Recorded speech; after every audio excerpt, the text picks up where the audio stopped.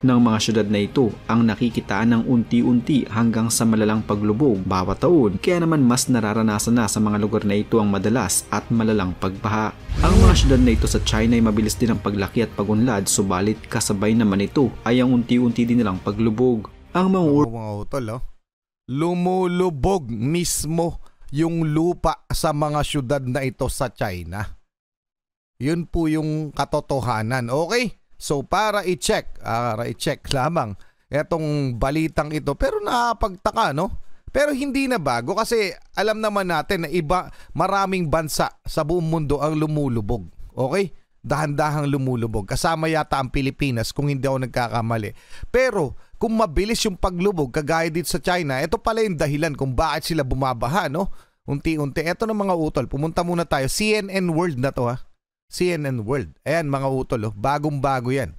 270 million people are living on sinking land in China's major cities. Okay, hindi lang city. Cities. Napakarami. Mga karunungan, kaalaman, teorya, kasaysayan, hiwaga at mga bagong tuklas. Alamin natin. Medyo shocking talaga tong balita na to mga utol, at ito'y kinagulat ng mundo ng mapabalita. Okay, mamaya syempre i-check natin as usual yung katotohanan o legitimacy nitong ating featured video mga utol. So ano nga ba ito? Ayan, karma. China, bakit unti-unti nang lumulubog? Ito pala ang dahilan. So ano nga bang dahilan? Bakit lumulubog di umano ang bansang China? Yan ang ating aalamin mula kay Kasaysayang Pinoy. Paki-subscribe siya, paki-like na rin yung video. Game na! Ang mamamayan ng Pilipinas, maraming salamat po. Kilala ang bansang China bilang isang malakas na bansa pagdating sa ekonomiya, puwersang militar at palaging pinag-uusapan sa pandaigdigang entablado. Kilala ito bilang isang bansa na hindi basta-basta nagpapatalo at palaging nakikipagmatigasan. Hindi na lamang laban sa mga maliliit na bansa, kundi maging sa mga malalakas at malalaking bansa na katulad nito. Kilala din ito bilang bully, lalo na sa mga bansang alam nilang walang gaanong kakayahan na ipagtanggol ang kanilang mga sarili, tulad na lamang ng bansang Pilipinas. Patuloy pa rin ang ginagawa nilang pangharas sa ating mga barko sa West Philippine Sea at wala silang pinakikinggan kahit na international law pa ang kanilang maging kalaban. Kaya sa kasalukuyan, hindi na lamang Pilipinas ang dismayado sa mga ginagawang aksyon ng China, kundi marami na ding mga bansa at mga tao ang hindi nagugustuhan ng mga hakbang ng bansang ito. Actually, halos kalahati na yata ng mundo talagang tinitingnan na sila bilang ganyan, no? Parang oppressor na yung dating nila. Okay, sa dami ng binubuli nila. Hindi lamang Pilipinas mga utol. Hindi lamang tayong inaagawan nila ng teritoryo, di ba? Tuloy muna natin. Bansa at mga tao ang hindi nagugustuhan ng mga hakbang ng bansang ito. Marami ngayon ang nagsasabi na hintayin lamang ng China ang magiging kabayaran ng kanilang ginagawa. At ang ilan, sinasabi na balang araw umano ay darating din sa China ang karma na tiyak na magpapalubog sa kanila. Pwede. At eto na nga, may mga lumabas ngayon ng mga balita na ang China ay unti-unti na umanong lumulubog at malapit na nilang pagbayaran ng kanilang kasakiman. Nanganganib ngayon ang nasa milyong tao sa bansang ito dahil hindi man sila masingil ng ibang mga bansa at tao sa kanilang ginagawang tila kasakiman. Sinang kalikasan na umano ang gumagawa ng paraan upang pagbayaran ng China ang kanilang kasalanan. Teka lang mga utol, no? Bago pa man ito mapabalita, balita ito mga utol, pero bago ito mapabalita, nauna nang napabalita yung, dahil siguro sa global warming, okay? Yung unang pangyayari sa China na bumaha yung ibang bahagi nila, yung ibang bahagi, sobrang laki kasi ng China, di ba? Yung ibang bahagi nila ng mga lugar sa kanila ay bumaha, yung iba naman ay nagtatagtuyot. So yun po yung isa sa mga kinakaharap ng China nitong mga nakaraang taon lamang. At ito naman ngayon, bago na ito mga utol, hindi na to yung bumabaha o nagtutuyot. Ito naman ay paglubog. Okay, paglubog ng China. Tuloy muna natin, alam ko na nanabig na kayo. Wala nang kahit na sino o anong bansang makakapigil at makakaiwas kung sinang kalikasan na mismo ang umaksyon. Dahil kahit anong lakas ng bansa, kung kalikasan na ang kanilang kalaban ay wala na silang magagawa. tayo. Ang China ay pangalawa sa pinakamataong bansa sa buong mundo na may nasa mahigit kumulang 1.2 bilyong populasyon ayon sa mga lumabas na pag-aaral. Sa ginawang radar observation mula sa satellite na nakikita ang kahit gaano kaliit na paglubog ng lupa sa isang lugar sa mundo, nakita nila na ang ilang mga syudad sa China ay unti-unting lumulubog habang lumilipas sa mga taon. Nasa 82 pangunahing syudad sa China ang namimiligro ngayon dahil sa unti-unting kinakain na ang mga ito ng lupa. Ayon pa sa pag-aaral, nasa 40% na ng mga syudad na ito ang nakikitaan ng unti-unti hanggang sa malalang paglubog bawat taon, kaya naman mas nararanasan na sa mga lugar na ito ang madalas at malalang pagbaha. Ang mga syudad na ito sa China ay mabilis din ang paglaki at pagunlad, subalit kasabay naman ito ay ang unti-unti din nilang paglubog. Ang mga mga utol, lumulubog mismo yung lupa sa mga syudad na ito sa China. Yun po yung katotohanan. Okay? So para i-check lamang etong balitang ito, pero nakapagtaka, no? Pero hindi na bago kasi alam naman natin na maraming bansa sa buong mundo ang lumulubog. Okay? Dahan-dahang lumulubog. Kasama yata ang Pilipinas kung hindi ako nagkakamali. Pero kung mabilis yung paglubog kagaya dito sa China, ito pala yung dahilan kung bakit sila bumabaha, no? Unti-unti. Ito na mga utol, pumunta muna tayo. CNN World na to, ha? CNN World. Ayan mga utol, bagong-bago yan. 270 million people are living on sinking land in China's major cities. Okay, hindi lang city. Cities. Napakarami. New study finds. Okay, mula ito sa CNN News, April 18 lamang ito, 2024, mga utol. So legit na legit yan. Basahin lamang natin ng konti. Land is sinking underneath millions of people's feet in China's major cities due to human activities. Okay? Dahil sa tao rin, no? Putting the country's coastal areas more at risk of flooding and rising sea levels, new research shows. Okay? Nearly half of China's urban areas are areas comprising 29% of the country's population are sinking faster than 3 millimeters or about 0.12 inches per year, according to the study published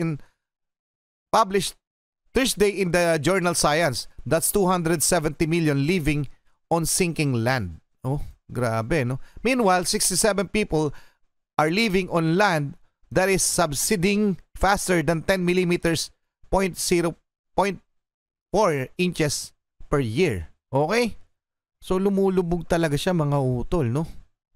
Ano nga dahilan, no? China's rampant. Ayan, ito na. The land is also sinking due to growing weight of cities themselves. Yung bigat, no? Nakokompak, palubog ng palubog. Soil can compact naturally from the weight of sediments accumulating over time and from heavy buildings pressing down on the ground. Okay? Causing the land to steadily sink. Okay? Isa pa, ano pang dahilan? Cities have been pumping water from underground. Okay? Malamang nga naman. So sa pagkuha ng tubig sa ilalim, syempre naihigop nito kasama yung nagkakaroon ng uka sa ilalim. Yun po yung isa sa mga dahilan talaga ng mga pagguho, no? So kaya lumulubog yung kanilang lupa mas mabilis. Okay? So isang mabigat na problema nga pala talaga ito. Okay mga utol, pinakita ko lang sa inyo, medyo mahaba tong report nito mula sa CNN World. Pero tingnan nyo na lang, ayan, 270 million, yan po yung title, are living on sinking land in China's major cities. Pero nilagay ko lang, is China sinking? Yun lang eh. So lumabas na tong mga to, napakarami. Okay mga utol, so legit na lumulubog yung ilang major cities sa China. Anong masasabi nyo dyan mga utol? Pa-comment na lang, tuloy na natin to. Urban areas ng China ay lumulubog ng mas mabilis pa sa 3 milimetro kada taon, at nasa mga lugar na ito ang 29% ng populasyon o humigit kumulang sa kalahating milyong katao. Ang mga taong ito ngayon ay nasa peligro dahil naninirahan sila sa lugar na unti-unti nang lumulubog. Habang nasa 16% naman ng mga urban areas na ito ay lumulubog ng nasa 10 milimetro kada taon. Nasa 77 milyong katao naman ang naninirahan sa mga lugar na ito. Sa loob ng 100 taon, ang nasa 1/4 ng coastal area ng China ay tuluyan na ring lulubog at may sasama sa ilalim ng karagatan. Mas lumalala ito dahil na din sa dalawang kadahilanan. Una, dahil ang China ay unti-unting lumulubog habang ang pangalawa naman ay sea level na patuloy na tumataas dahil naman sa climate change. Ang kombinasyon na ito ang tiyak na magpapabilis sa paglubog ng China. Hindi na din nila kailangan na maghintay pa ng 100 taon upang maranasan nila ito dahil sa kasalukuyan, unti-unti na nila itong nararamdaman dahil sa malala at sunod-sunod na pagbaha sa mga naturang lugar. Tama. Last year lamang, napakaraming pagbaha naganap dyan sa China. Mga malalala talagang pagbaha. Anyway, mga utol, hindi naman to, kumbaga, sa totoo lang, hindi lamang ito problema ng China. Ito global na problema. Usaping global dahil lahat naman tayo makakaranas. Dahil sa global warming, natutunaw na yung mga yelo, no? Tapos tumataas yung sea level. So, sa madalit sabi, yung kung ilan man porsyento meron ng kalupaan dito sa buong mundo, baka mabawasan yun o tuluyan ng maubos at lamunin na tayo ng tubig. Pero feeling ko, hindi na natin naaabutin yun. Pero yung mga susunod na henerasyon, diba? Nakakatakot yung init pa lang. Grabe na, no? Yung init. What more ito? Siyempre, umiinit na rin yung nakukulob nga daw tayo kaya natutunaw yung mga yelo. So, tataas talaga ang level ng tubig. At saka, siyempre, hindi nga lang, gaya na sabi ko, kaya ako sinabi yun, hindi lang China makakaranas nito. Pero nauuna na sila. So, karma nga ba yan sa kanila? Ano sa palagay nyo? Tuloy na natin. Kagaya na lamang ng nangyaring pagbaha noong nakaraang taon sa China na kung saan nasa milyong katao ang halos mawalan ng tirahan habang nasa mahigit kumulang 20 naman ang mga namatay. Kung patuloy na lulubog ang China, ang nararanasan nilang pagbaha ay mas lalala pa. Subalit paano nga ba ito nagsimula? Una, ang mga ipinapatayong infrastruktura ng China. Ang mga gusali sa China ay umabot na sa 600 milyon. At ang bigat ng milyong mga gusali na ito ang siyang tumutulak sa kalupaan upang mas lalo pa itong lumubog. Pangalawa, walang maayos na mapagkukunan ng tubig ang marami sa mga syudad sa China at ang tanging nilang kinukuhanan ng tubig ay sa pamamagitan ng pagbomba mula sa ilalim ng lupa. Ang parte ng lupa kung saan sila sumisip-sip o bumobomba ng tubig ay nagiging bakante at nawawala ng laman. Malaking dahilan nito upang tuluyan itong lumubog. Bukod dito, ang mga lupa mismo ay nagko-collapse at gumuguho. Marami ng ganitong klaseng insidente sa China at hindi na mabilang ang bigla na lamang pagguho ng lupa sa ilan sa kanilang mga syudad. Ang kanilang mga kalsada ay bigla na lamang naghihiwalay at nagkakaroon ng mga malalaking mga bitak. Kaya naman marami sa mga residente dito tulad na lamang ng Changgun ang kinailangang ilipat sa mas ligtas na lugar. Kahit ang kapitolyo ng China na Beijing ay hindi din ligtas pagdating sa paglubog ng lupa. Isa din ito sa mga pinakaapektadong lugar kung sakaling maging dire-diretso ang paglubog. Ang Shanghai na sentro ng finance at manufacturing ay hindi din ligtas. Siyempre, hindi ito magandang balita para sa Pangulo ng China na si Xi Jinping kahit siya ay hindi din makontrol ang paglubog ng kanyang bansa at wala siyang gaanong magagawa tungkol dito. Nagpatupad ng bagong batas ang Beijing upang kahit paano ay makontrol ang pagbomba ng tubig mula sa ilalim ng lupa tulad din ng Shanghai at iba pang mga syudad. Subalit ang ilan sa mga syudad na katabi lamang ng mga ito ay patuloy pa rin sa pagsipsip ng tubig mula sa ilalim ng lupa. Nagpagawa din ng China ng kanilang mga physical protection upang mapanatili ang kanilang tubig, subalit ang paglubog ng lupa sa kanilang bansa ay hindi na lamang sa mga coastal areas, kundi kailangan din nilang pagtuunang pansin ang mga nasa urban areas. At ang mas nakakatakot pa, ang mga lugar na nasa urban area ay mas mabilis pang lumubog kaysa sa mga lugar na nasa coastal area.